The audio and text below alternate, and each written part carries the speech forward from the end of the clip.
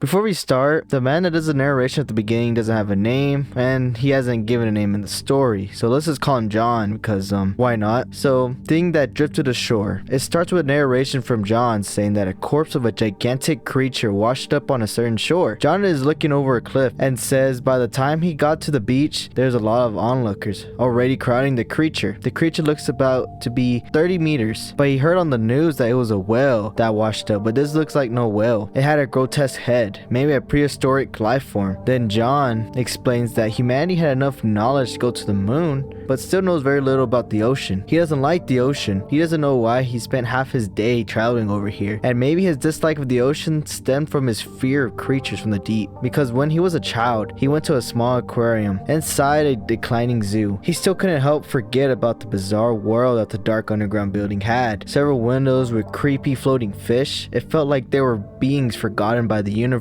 Ever since this experience, he dreamed about the ocean. It was always the same, him drifting in the deep sea, and then he will encounter a bizarre, grotesque giant fish that lived since the ancient times. Researchers show up and they talk about the protuberances. These parts emitted light, like an anglerfish, so this creature probably swam through the pitch black darkness, and it has transparent spots on its skin, but they're murky and can't be seen through. Probably could have been more transparent when it was alive, and its body is starting to rot, leaving a smell. The researchers are lost, thinking, what should they do with the carcass? They can't just leave it here. It's a discovery of the century. It can't just rot away like this. John has the same realization, that it's getting pretty hot. It might start decaying faster, but suddenly a woman faints beside him. John checks on her, and she just responds that she's a bit dizzy, but he says no wonder, the heat, the stench, and takes her to shade. We found out that she came here by herself, and came because she heard this on the news. She couldn't help herself.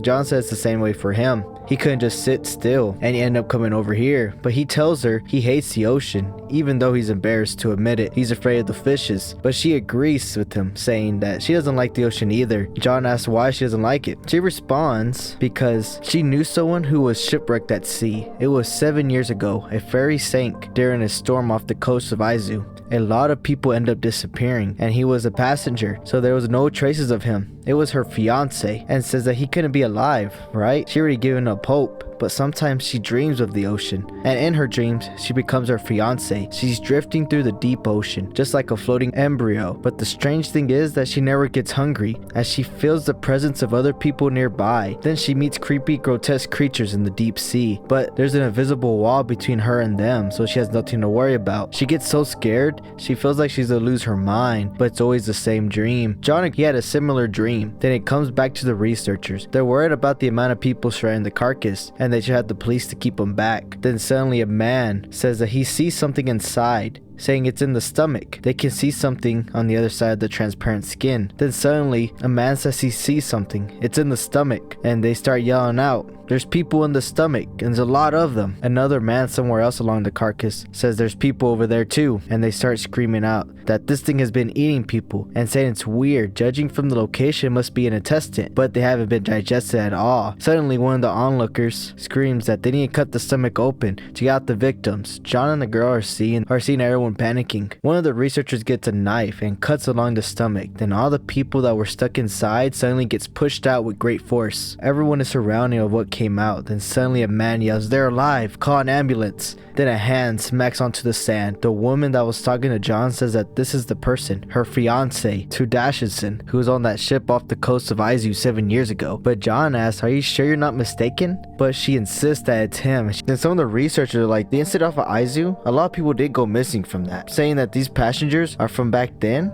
How are they alive? Did they survive for the whole 7 years in the gut of this creature? She keeps on trying to talk to her fiance. Then suddenly he releases a sound. Then all the people start crawling. One of the onlookers say that they should try to subdue them, but John thinks that they're like parasites. They suppose that they were living in the guts by absorbing nutrients taken in by that creature. Another researcher says, well, is it really possible for a human to survive as a parasite in the body of another animal? Then John starts narrating, saying that the investigations determined that every one of them were mentally ill, and says, what do you think they saw deep in the ocean through that transparent skin?